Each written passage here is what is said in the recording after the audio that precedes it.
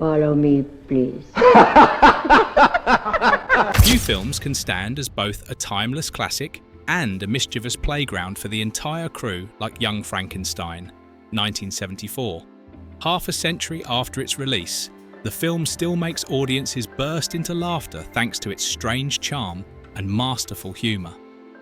The story follows the bizarre journey of Dr. Frederick Frankenstein, who dares to defy nature by resurrecting a monster, unleashing a chain of chaotic events that are at once terrifying and absurdly funny. At first glance, it may seem like nothing more than a comedy, but hidden beneath that surface are strange secrets the crew never dared to speak of. A real funeral once took place right on the set.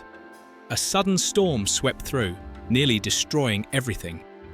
And because of a single line of dialogue, the film almost faced a complete ban for younger audiences. Yet those are only fragments of the truth. This video will uncover the hidden mysteries Young Frankenstein has kept buried for decades. 1. The eccentric film that crushed Hollywood blockbusters. With a budget of less than $3 million USD, Young Frankenstein looked like nothing more than a rookie lost among mega productions costing tens of millions. Yet once it hit theaters, it stunned Hollywood, grossing over $80 million USD, nearly 27 times its original cost. What was even more shocking? The film had virtually no major promotional campaign, no billboards across the streets, no endless trailers on television. Its only weapon was word of mouth, a black and white film, both bizarre and clever, that compelled anyone who watched it to drag their friends back for more. The result? It boldly outshined many grand blockbusters of the same year, proving that difference not only survives, but triumphs magnificently. But behind the box office glory, it was the backstage arguments that truly determined the immortal moments. 2. The insane song and dance number that almost got cut. The stage lights flared. The giant monster stood beside Frankenstein, singing and dancing wildly to put in on the Ritz. The audience roared with laughter, remembering it forever. But behind the scenes, this scene had once faced execution straight from the script. Mel Brooks flipped the page, frowned, and said curtly, "Too much, cut it." Gene Wilder exploded. To him, this was the very moment that would brand the film into immortality. He snapped, "This will be the scene the audience remembers for life." The tension was sharp as a wire. Finally, Brooks relented, agreeing to shoot a test. And when the camera stopped rolling, he breathed out one line, "Keep it. This is the best scene of the film." The dance scene was kept, but soon after, the entire crew had to face an even harsher challenge. 3. The life or death battle to keep the title. The film was barely finished. Not yet time for celebration when a thunderbolt from the studio struck. Young Frankenstein would be renamed Frankenstein Returns, or worse, Son of Frankenstein, the comedy. The reason? It will sell better. Gene Wilder was stunned. To him, changing the title was no different from erasing the soul of the film. Without hesitation, Wilder declared firmly, "Change the title, and I walk away." And it was no bluff. The studio knew losing the star and co-writer at the last moment would be the same as destroying the project with their own hands. After days of unbearable tension, they had to back down. Thus the title, Young Frankenstein, was preserved and became immortal. Winning back the title was only the first victory. The moment the cameras stopped rolling, a bizarre ritual suddenly descended. The funeral on set that shocked everyone. Young Frankenstein was known for its bizarre mix of horror and comedy, and the crew carried that spirit into reality on the very last day of filming. Everyone thought it would end simply with a shout of "cut" and farewell embraces. But no. When Gene Wilder and the others stepped inside, what they saw made them stop cold. Flickering candles, black drapes everywhere, and a coffin placed right in the middle of the stage. It turned out the crew had secretly staged a funeral for the film itself. One by one, eulogies were read solemnly, as if they were mourning characters that had just died. Some stood in silence, goosebumps covering their arms. Others suppressed their laughter until their faces turned red. This was the dark, twisted sense of humour the crew had lived with for months. And that bizarre funeral was only the opening act for the madness yet to come. 5. The monster's face melted right on set. In Young Frankenstein, the monster was the very soul of the film, entrusted to Peter Boyle, an actor known for his patience and willingness to sacrifice for his roles. To transform, he had to wear a thick latex mask glued tightly from his forehead down to his neck. At first, everything went smoothly, but under the scorching heat of the studio lights, the latex began to soften, then peel off in clumps, dragging the fake scars with it. Through the camera lens, the monster looked as if it was decaying in real time while the film was still rolling. Chaos erupted instantly.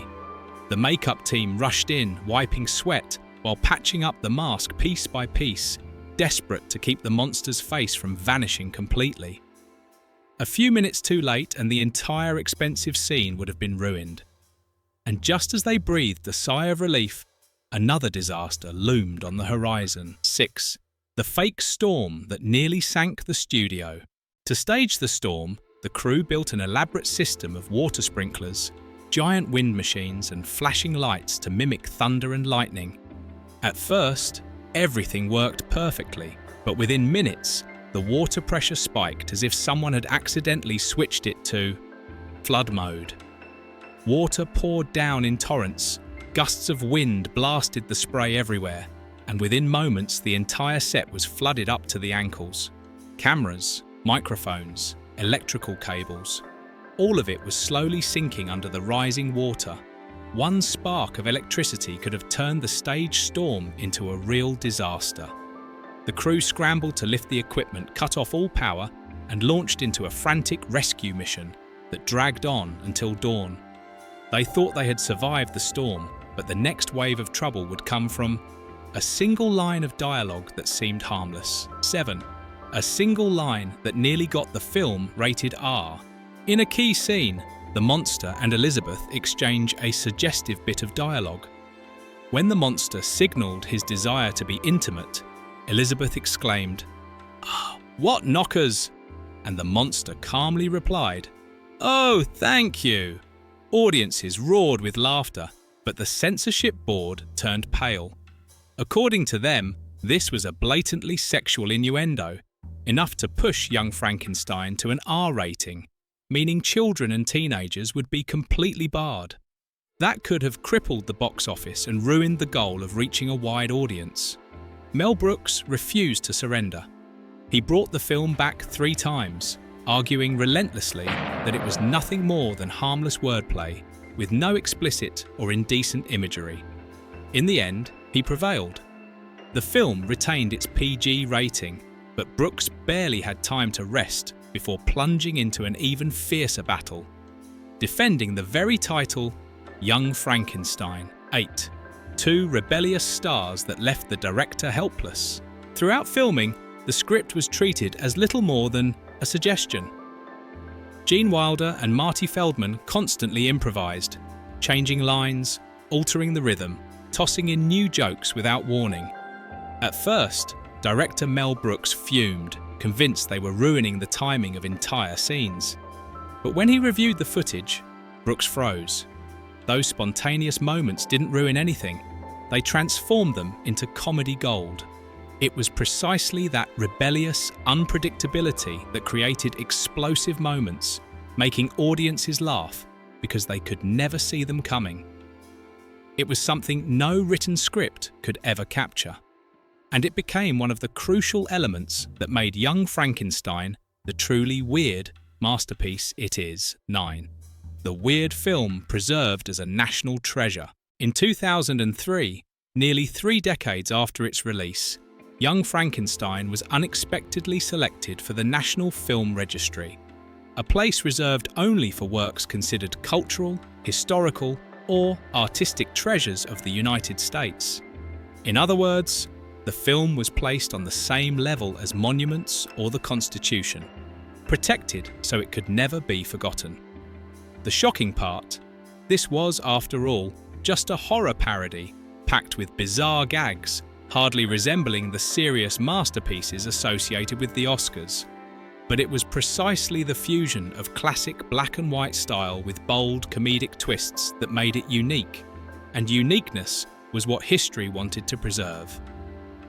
Some say that when he received the news, Mel Brooks simply laughed. So now Lincoln and I share the same warehouse. But from that moment on, a film once dismissed as reckless officially became heritage. And that heritage was strong enough to eclipse even the grand blockbusters of its era. 10. The Oscar star, who suddenly set his pants on fire. On screen.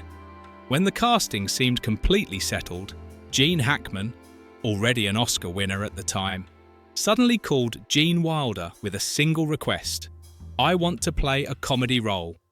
No audition, no lengthy contract, just one phone call. The result? Hackman appeared as the blind hermit in only one brief scene, but one audiences never forgot.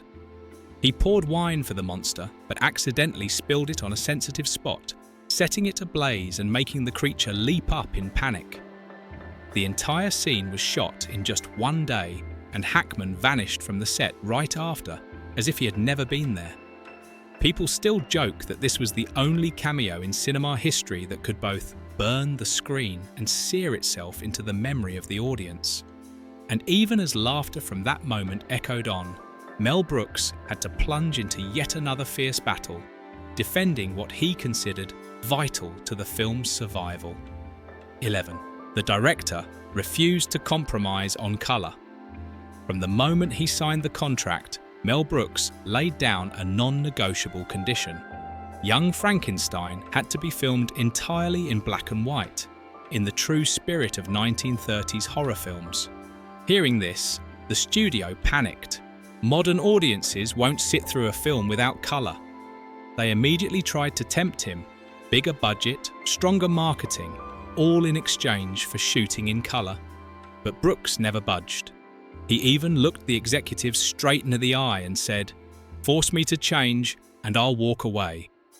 In the end, the film was shot fully in black and white, and it turned out to be a masterstroke. Younger audiences found it refreshing, while older viewers felt nostalgic. The cinema screen suddenly became a portal back to the golden age of classic horror, while at the same time setting up a colossal joke waiting to unfold. 12. Elderly viewers mistook it for a real horror film, thanks to its vintage grey palette combined with original laboratory props from Frankenstein, 1931.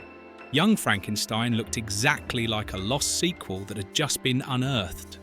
Many older moviegoers entered the theatre expecting a serious horror film. They watched in silence until the first wave of laughter exploded. From then on, the cinema transformed into a feast of dark humour, leaving even those who thought they had bought the wrong ticket unable to stop laughing. Brooks was fully aware of this misunderstanding, but he never clarified it. To him, nothing was more delightful than letting the audience discover for themselves that they had been pranked. And the next prank, surprisingly, was aimed at horses. 13. The name that made horses scream. In Young Frankenstein, every time someone uttered the name Frau Blücher, the horses outside would whinny in terror, jerking their reins as if they had just seen a ghost. Audiences assumed it was just some random gag, but in truth it came from Mel Brooks' childhood. There was once a woman in his neighbourhood so cold and frightening that the children would shiver and run away at the mere mention of her name. Brooks turned that memory into a mysterious effect.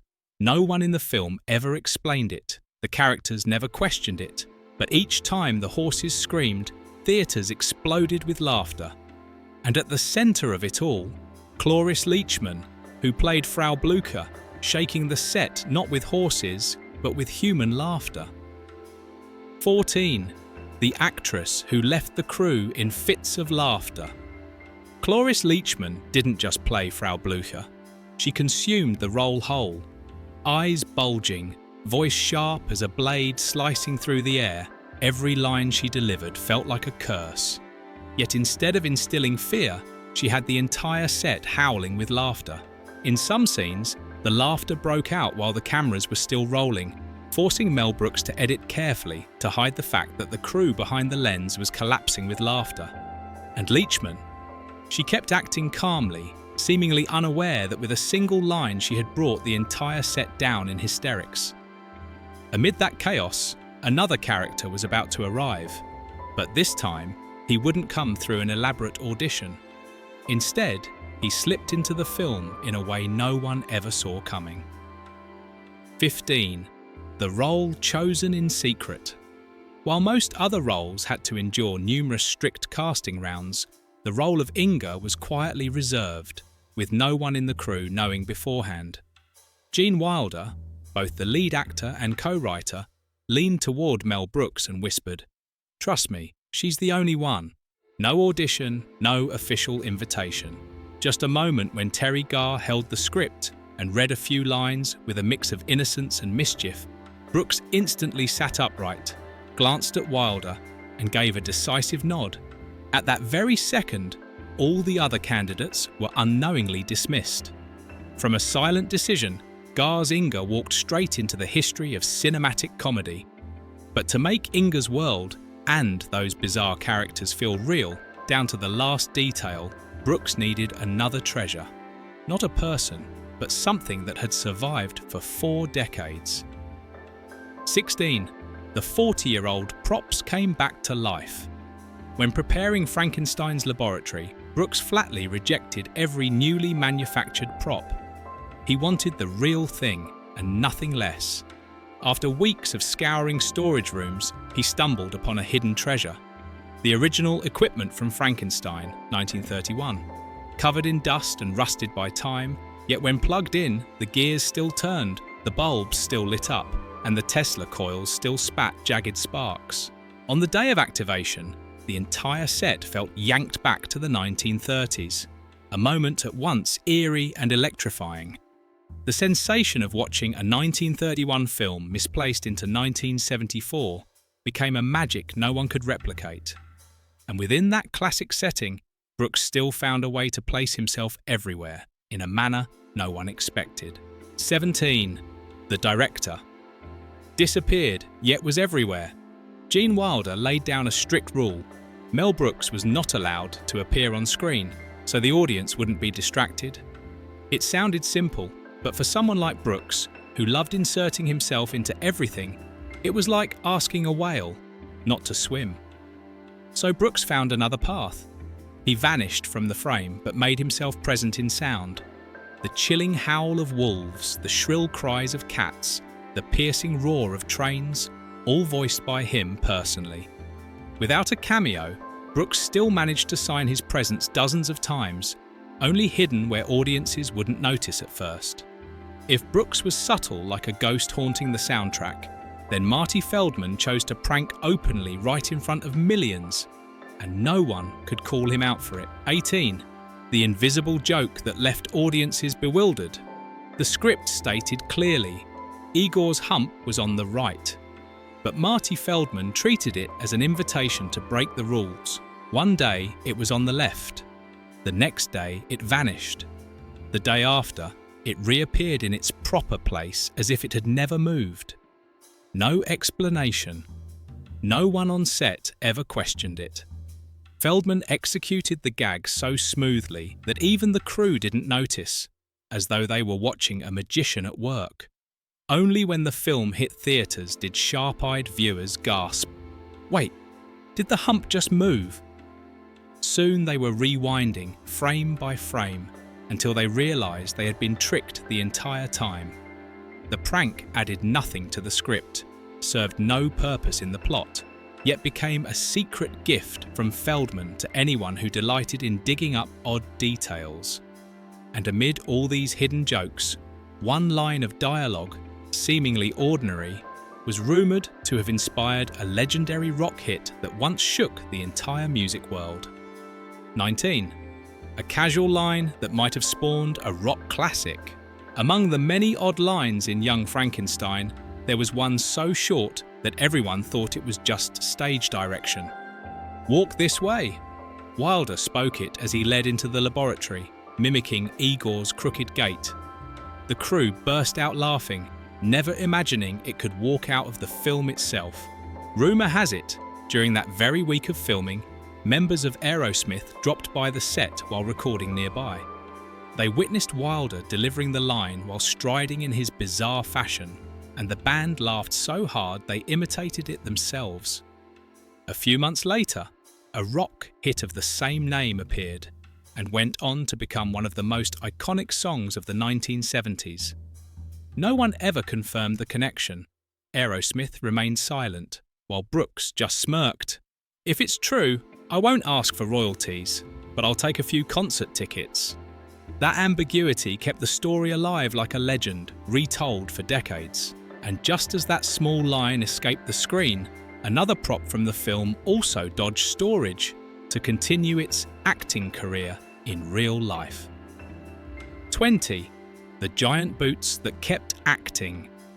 When Young Frankenstein wrapped, hundreds of props were collected, catalogued and locked away. But one vanished. The monster's giant boots, nearly half a metre tall and so heavy that an ordinary person would tire after only a few steps. The culprit? None other than Mel Brooks. He never hid it. At the premiere, Brooks appeared in a sharp suit, but under his trouser cuffs were the monster's boots, thudding clomp clomp across the red carpet. The audience erupted in applause as if they were watching a sequel play out in real life. Rumour has it the boots didn't end up in a studio warehouse, but in Brooks's own living room. Friends claimed that at parties, he would pull them out, sometimes letting guests try them on as a kind of opening ritual. And some even swore they saw the boots make an appearance at a Christmas party, where Brooks dressed up as a nearly 2 metre tall Santa Claus. That was the true spirit of Young Frankenstein. The cameras may have stopped rolling, but the joke never ended. Nearly half a century has passed, yet Young Frankenstein still stands tall as an unshakable monument of parody cinema, living proof that difference not only survives, but can rule the box office. Mel Brooks and Gene Wilder together forged a work that brought everything together. Black and white visuals evoking the golden age, mischievous gags that sent audiences into fits of laughter, and spontaneous moments the crew themselves never saw coming. This is not merely a film for entertainment, but a declaration of daring creativity, daring to hold on to its style, daring to break rules, and daring to trust that the audience would follow, even when Hollywood itself did not believe. From a project once dismissed as crazy, it rose to become a national treasure and a boundless source of inspiration for generations of filmmakers. If you have seen Young Frankenstein, watch it again, this time to catch the odd little details hidden in every frame. And if you haven't, congratulations. You are about to experience something both clever and truly weird. Enjoyed this behind-the-scenes story? Then don't forget to like, share and subscribe so we can bring you more crazy but true tales from the world of cinema.